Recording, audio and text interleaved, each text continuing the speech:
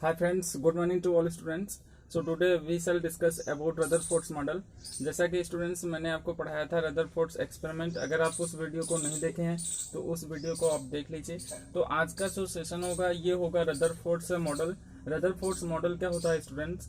Rutherford model is based on the Rutherford's experiment. जो Rutherford experiment था उसी के बेस पर रदरफोर्ड ने, एक केमिस्ट थे रदरफोर्ड, इन्होंने एक मॉडल दिया एटम का जिसे हम रदरफोर्ड्स मॉडल कहते हैं, या इसी को हम कहते हैं क्या, रदरफोर्ड्स एटॉमिक मॉडल। ठीक है, तो चलिए स्टार्ट करते हैं। इसमें हम लोग क्या पढ़ेंगे, देखिए रदरफोर्ड्स मॉडल, इन्होंने जो रदरफोर्ड ने मॉडल दिया था on the basis of alpha scattering experiment पर, उन्होंने क्या बताया था कि जो एटम होता है, एटम जो होता है ये स्फेरिकल होता है। एटम क्या होता है स्टूडेंट? स्फेरिकल होता है। स्फेरिकल मतलब होता है गोलाकार। एटम क्या होता है? गोलाकार होता है, यानी कि स्फेरिकल होता है। एटम में, एटम के सेंटर में एक रिजिड पॉजिटिवली चार्ज्ड सेंटर होता है। ये एटम का जो सेंटर है इसमें क्या होगा? पॉजिटिव चार्ज होगा। और ये जो पॉजिटिव चार्ज होता है इसको कहा गया कि ये न्यूक्लियस होता है, इसे हम न्यूक्लियस कहते हैं। जैसा कि आपने पढ़ा होगा रदरफोर्ड एक्सपेरिमेंट में, उसमें किसका डिस्कवरी किया गया था? न्यूक्लियस का डिस्कवरी किया गया था। तो एटम का जो सेंटर होता है वो न्यूक्लियस होता है, और न्यूक्लियस में क्या होता है स्टूडेंट्स? न्यूट्रॉन और प्रोटॉन होता है। क्या होता है स्टूडेंट्स? न्यूट्रॉन और प्रोटॉन होता है। और ये न्यूट्रॉन और प्रोटॉन दोनों को मिलाकर के हम क्या कहते हैं? न्यूक्लियंस। इन दोनों को हम क्या कहते हैं? न्यूक्लियंस कहते हैं। ओके, न्यूक्लियंस का मतलब कि the combination of neutron and proton in present in the nucleus of the atom. ठीक है, एटम के अंदर जो न्यूक्लियस होता है उसमें न्यूट्रॉन प्रोटॉन को मिला करके क्या कहा जाता है? न्यूक्लियंस कहा जाता है। और न्यूक्लियंस के अराउंड ये जो आपको स्पेस दिख रहा है, इस स्पेस को हम बोलते हैं क्या? Extra nuclear space. इस स्पेस को कहा जाता है extra nuclear space. Extra nuclear space. और इस एक्स्ट्रा न्यूक्लियर स्पेस में क्या होता है? इलेक्ट्रॉन होता है। और ये इलेक्ट्रॉन क्या करता है स्टूडेंट्स? रिवॉल्व करता है। It revolves in extra nuclear space. और जो एक्स्ट्रा न्यूक्लियर स्पेस होता है उसी को हम कहते हैं क्या? सेल। क्या कहते हैं स्टूडेंट? सेल, या इसी को बोलते हैं ऑर्बिट। क्या कहते हैं? ऑर्बिट कहते हैं। ओके, अब देखिए, तो एटम क्या होता है? स्फेरिकल होता है। पहला इसमें मतलब इन्होंने बताया कि atom is spherical and it has two parts. First nucleus, मतलब एटम में दो पार्ट होंगे, एक न्यूक्लियस होगा और दूसरा क्या होगा? एक्स्ट्रा न्यूक्लियर स्पेस होगा। इस न्यूक्लियस में न्यूट्रॉन और प्रोटॉन होगा। न्यूट्रॉन एंड प्रोटॉन मतलब कि the combination of neutron and proton collectively is known as nucleons. And around the nucleus there is the extranuclear space in which the electrons revolve. Electron revolves around the nucleus in the extranuclear space, and this extranuclear space is known as cell, या इसी को हम बोलते हैं क्या? Orbit. Okay students, अब इसके बाद इन्होंने दूसरा क्या बताया कि जो एटम होता है उसकी साइज होती है साइज ऑफ एटम।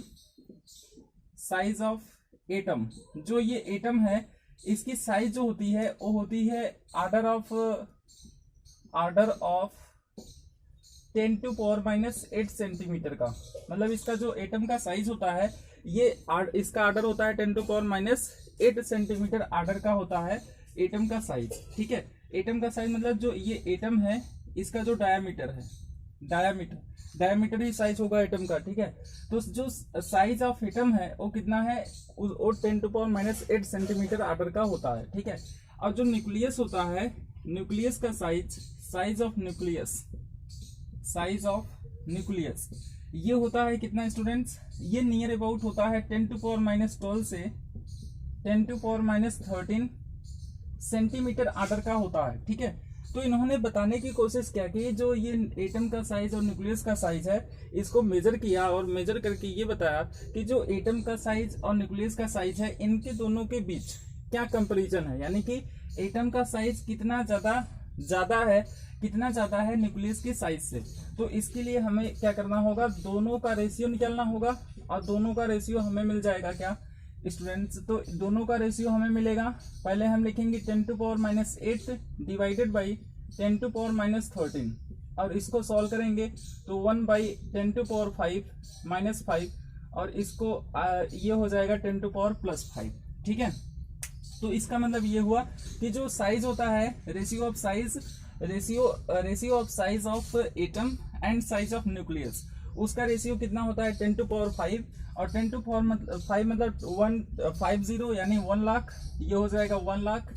और इसका मतलब ये हुआ स्टूडेंट कि जो साइज ऑफ एटम होता है ये 1 लाख टाइम्स मोर होता है, more than the size of the nucleus. मतलब जो न्यूक्लियस का साइज है उससे 10 टू पावर 5 यानी 1 लाख टाइम्स क्या होता है, ज्यादा होता है किसका साइज, एटम का साइज। इन्होंने ये बताया, ठीक है। चलिए अब इसके बाद इन्होंने क्या बताया कि जो एटम के अंदर न्यूक्लियस है उसमें क्या है, प्रोटॉन, और जो एक्स्ट्रा न्यूक्लियर स्पेस है यानी कि ये जो एक्स्ट्रा न्यूक्लियर स्पेस है जिसमें इलेक्ट्रॉन चक्कर लगा रहे हैं, ये इलेक्ट्रॉन और ये जो प्रोटॉन है ये दोनों इक्वल होते हैं एक दूसरे के क्या होते हैं, इक्वल होते हैं। प्रोटॉन पॉजिटिवली चार्ज होता है, इलेक्ट्रॉन नेगेटिवली चार्ज होता है, जैसा कि आपने पढ़ा ही होगा। और नहीं पढ़ा है कि पॉजिटिवली चार्ज होता है क्यों नेगेटिवली चार्ज होता है, तो आप मेरे वीडियो को देखकर पता कर सकते हैं, ठीक है। चलिए, तो मैंने क्या बताया कि जो प्रोटॉन एंड इलेक्ट्रॉन होता है एटम के अंदर, inside the atom the number of proton is equal to number of electron, ठीक है। अब चलिए इसके बाद तीसरा इन्होंने पोस्टुलेट क्या बताया, पोस्टुलेट मतलब इमेजिनेशन मतलब इन्होंने इमेजिन किया कि एटम के अंदर कैसे इलेक्ट्रॉन होते होंगे और कैसे इसमें प्रोटॉन होते होंगे और कैसे न्यूट्रॉन होते होंगे, इसके बारे में इन्होंने बताने की कोशिश की, ठीक है। अब चलते हैं हम इसके बारे में देखते हैं। जो इलेक्ट्रॉन है और जो प्रोटॉन है, जैसे ये क्या हुआ, एक एटम, ये एटम हुआ। तो स्टूडेंट्स हमने क्या बताया कि जैसे कि इलेक्ट्रॉन प्रोटॉन एक दूसरे के क्या होते हैं, इक्वल होते हैं। फिर उसके बाद इन्होंने क्या बताया, थर्ड पोस्टुलेट इन्होंने क्या दिया कि जो एटम होता है ये स्फेरिकल होता है, इसमें ये क्या है, न्यूक्लियस है, और ये जो न्यूक्लियस के अराउंड स्पेस है इसको हम क्या बोलते हैं, एक्स्ट्रा न्यूक्लियर स्पेस यानी ऑर्बिट या सेल कहते हैं। अब इसके बाद इसकी साइज, एटम की साइज हमें पता है, एटम की साइज हमें पता है क्या, 10 टू पावर -8 सेंटीमीटर। और हमें ये भी पता है जो न्यूक्लियस का साइज है वो कितना है, 10 टू पावर माइनस, ये जो न्यूक्लियस है इसकी साइज कितना है, 10 टू पावर -13 है, ठीक है। अब ये जो साइज है इससे हम क्या निकाल सकते हैं, ये क्या है, साइज है ये दोनों, ठीक है। तो साइज से हम क्या निकाल सकते हैं, तो यहां से ये साइज जो हमें पता है न्यूक्लियस का, एटम का ये जो साइज है, ये जो एटम का साइज 10 टू पावर -8 है और जो न्यूक्लियस का साइज 10 टू पावर -13 है, इससे हम क्या निकाल सकते हैं, वॉल्यूम निकाल सकते हैं, volume of atom, volume of nucleus का वॉल्यूम, ठीक है। मैं इसको इधर लिख देता हूं, वॉल्यूम ऑफ न्यूक्लियस। और उसके बाद हम क्या निकाल सकते हैं, वॉल्यूम ऑफ ये जो एटम है, ठीक है। तो इसका न्यूक्लियर जो वॉल्यूम निकलेगा वो कैसे निकलेगा, साइज हमें पता है, तो volume equal to length into breadth into height होता है। तो ये हो जाएगा 10 टू पावर -8 टू पावर 3, मतलब कि LBH इसके लिए सेम होगा, ये तीनों के वैल्यू सेम होंगे। तो डिवाइडेड बाई क्या होगा, LBH यानी कि length into breadth into height, तो इसके लिए भी क्या होगा, सेम होगा LBH। और इसका वैल्यू कितना है, 10 टू पावर -13, इसका क्या हो जाएगा, होल क्यूब, ठीक है।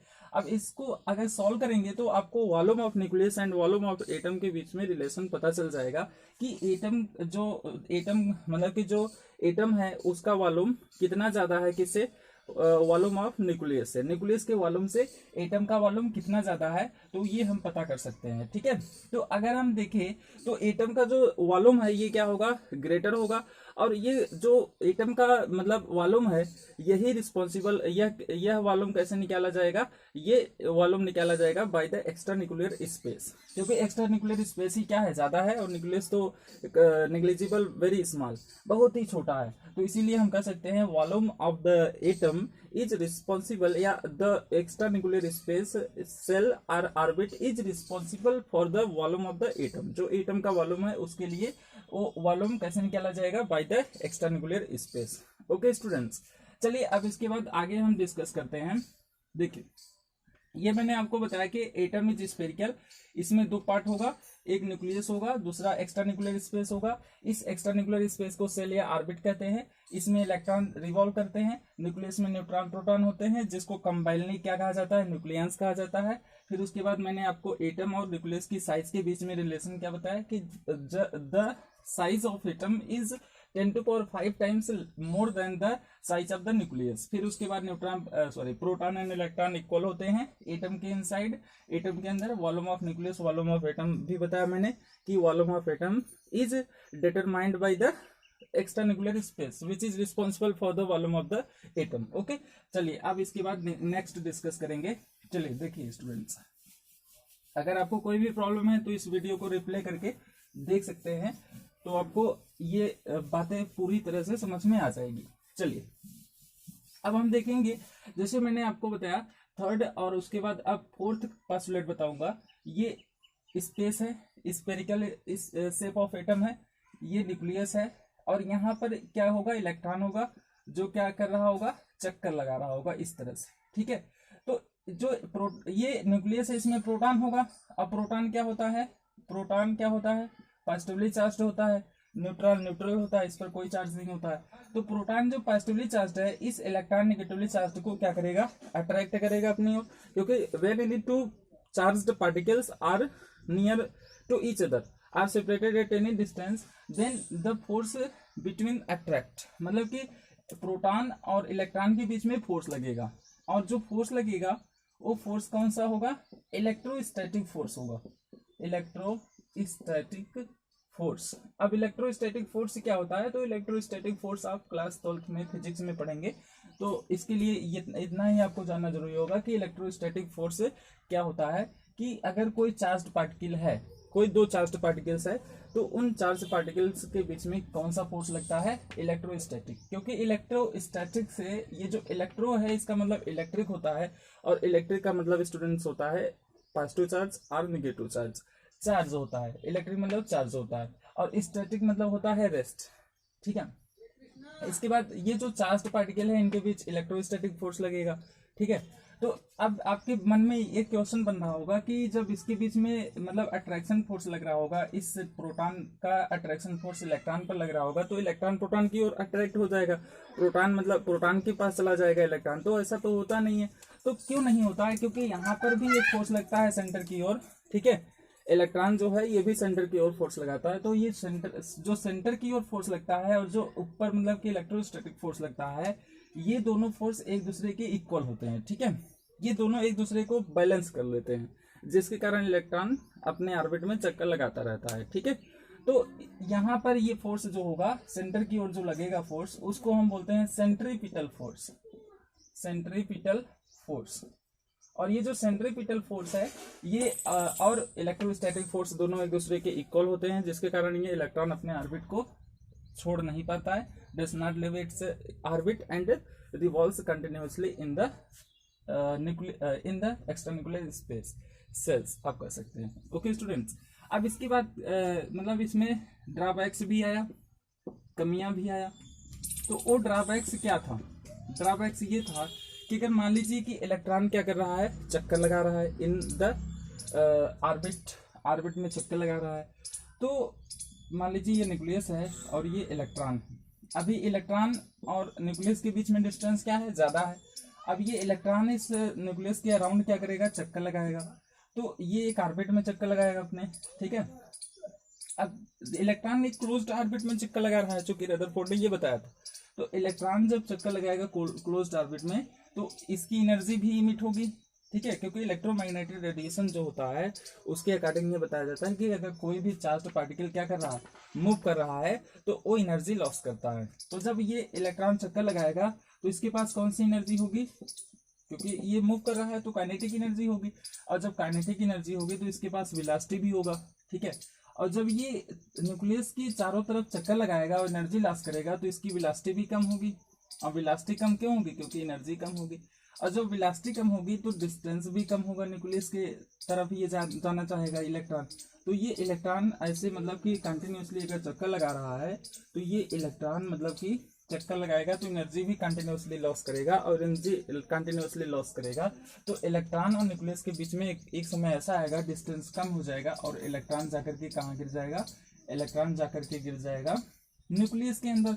ठीक है, तो ये न्यूक्लियस के अंदर अगर गिरेगा इलेक्ट्रॉन तो एटम का क्या हो जाएगा, डिस्ट्रक्शन हो जाएगा, atom will be destroyed atom नष्ट हो जाएगा, बट ऐसा होता नहीं है, ठीक है। It does not happen in actual में ऐसा होता नहीं है, ठीक है। तो एटम की स्टेबिलिटी जो होती है ये नहीं सॉल्व कर पाते हैं। ये जो थियरी है, ये जो रदरफोर्ड मॉडल है, ये एक्सप्लेन नहीं करता है किसको, डज नॉट एक्सप्लेन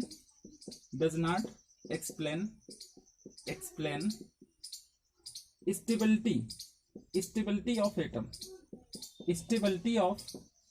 एटम, जो एटम की स्टेबिलिटी है उसको एक्सप्लेन नहीं कर पाता है। फिर उसके बाद दूसरा कंक्लूजन क्या है, इसमें इलेक्ट्रॉन क्या कर रहा है, एनर्जी को लॉस कर रहा है।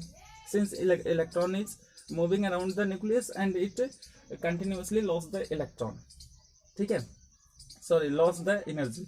इलेक्ट्रॉन एनर्जी लॉस कर रहा है, और जब एनर्जी लॉस कर रहा है तो इसका जो ऑब्जर्व्ड स्पेक्ट्रम होगा वो कंटिन्यूअस होना चाहिए, ठीक है। लेकिन जो इसका एक्चुअल स्पेक्ट्रम होता है मतलब एटम का, ये कंटिन्यूअस नहीं होता है, ठीक है। जो ऑब्जर्व्ड एक्चुअल एक्सपेरिमेंट होता है ये कंसिस्ट करता है the definite lines of definite frequencies, okay. और ये जो फ्रीक्वेंसी मतलब कि जब एटम किसी कोई भी क्या किया जाता है, कोई भी लाइट अगर पास कराया जाता है तो जो लाइट पास होती है तो लाइट में 7 कलर्स होता है। व्हाइट लाइट अगर पास कराए किसी भी एटम से, तो व्हाइट लाइट जब पास कराया जाएगा तो एटम में से कुछ कलर के लाइट इमिट नहीं होंगे, ठीक है। और जब इमिट नहीं होंगे तो वो एक कंटिन्यूअस स्पेक्ट्रम नहीं देंगे, ठीक है, इन रदरफोर्ड मॉडल के अकॉर्डिंग। क्योंकि इन्होंने क्या बताया था, इलेक्ट्रॉन क्लोज्ड ऑर्बिट में चक्कर लगाता है तो एनर्जी लॉस करेगा, और एनर्जी लॉस करेगा तो इलेक्ट्रॉन जो लॉस होगा मतलब कि जो इलेक्ट्रॉन एनर्जी लॉस करेगा उसके द्वारा जो स्पेक्ट्रम ऑफ एटम होगा वो कंटिन्यूअस नहीं होगा, ठीक है। तो इन्होंने ये बताया था कि सिंस इलेक्ट्रॉन मतलब इनके रदरफोर्ड एटॉमिक मॉडल के अकॉर्डिंग हम कह सकते हैं, since electron revolve and it losses the energy continuously, yes, the observed spectrum should be continuous, okay, but the actual observed spectrum consists of definite lines of definite frequencies, but the spectrum of atom is not continuous, okay। जब continuous नहीं है क्योंकि energy loss जब कराया जाएगा किसके द्वारा, by the electron, तो स्पेक्ट्रम ऑफ एटम कंटिन्यूअस नहीं होगा, ओके स्टूडेंट्स। तो आज इतना ही, और अगर आपको ये वीडियो में अगर आपको ये पसंद आए तो इसको शेयर करिए एंड लाइक करिए, और अगर आप नए हैं तो इसको सब्सक्राइब करना नहीं भूलिएगा, ओके स्टूडेंट्स। तो आज इतना ही, good bye, take care of your health.